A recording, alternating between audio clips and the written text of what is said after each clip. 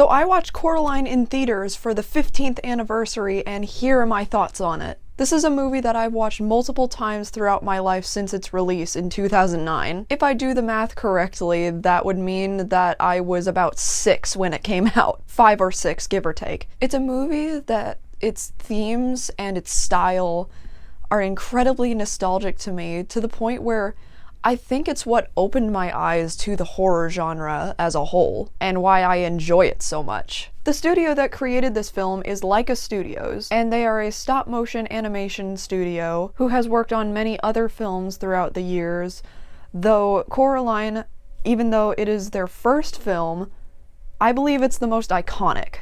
It took them 18 months just to get all of the frames done, like all the pictures and stuff. And in that amount of time, I believe they created a masterpiece.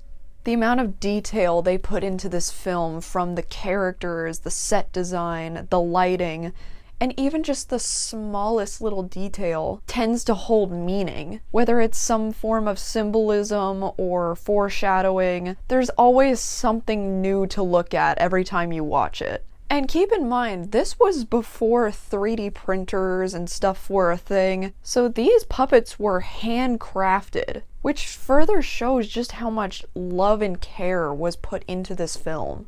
And I'm not just talking about the animation. The story and the characters were all incredibly engaging to me. Basically how the story goes is this 11-year-old girl named Coraline moves into this house with her parents, and within this house holds some sort of entity known as the Beldam, a button-eyed entity that lures children in by disguising herself as their mother, luring them in with games and treats, and promising to love them forever, and in return they have to agree to sewing buttons into their eyes so they can be just like her. But it's a trap. She then holds the button-eyed victims in her magical world and eats them. Coraline, however, is older and smarter than the previous victims and sees through the Beldam's trap. She is tricked at first, but as soon as the offer of sewing buttons into her eyes is brought up, she immediately starts to realize something's wrong. And as the movie goes on, the Beldam slowly starts to reveal her true form, going from looking like a carbon copy of her own mother to this skeletal spider creature with cracks in her face. So when she finally escapes the Beldam, she realizes she has to return back because the Beldam has trapped her parents within this world. And while she's searching for her parents, she's also on the search for the eyes of the children that were less fortunate than her and didn't escape.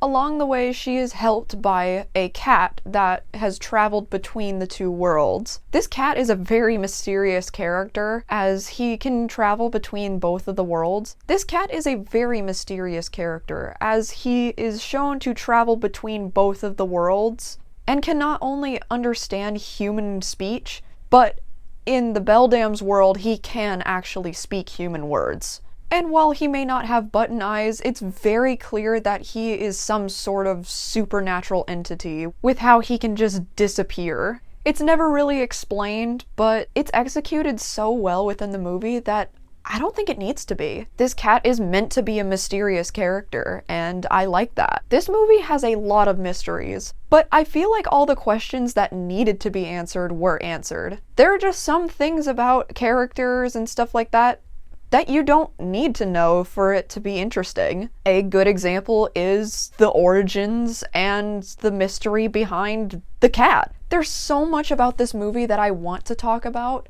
but I don't know if I'll be able to do it enough justice just by talking about it. There are so many engaging characters and secrets that are just much better shown than told, such as Coraline's neighbors, like Mr. Bobinsky, the aspiring Russian ringleader of the Jumping Mouse Circus, and April and Miriam, the elderly women downstairs that actually provide a lot of good advice for Coraline throughout the movie. And then there's Wybie, or Wyborn, or as Coraline likes to call him, Why Were You Born? Admittedly, I would say if I had any complaint, it would be that he didn't get enough screen time.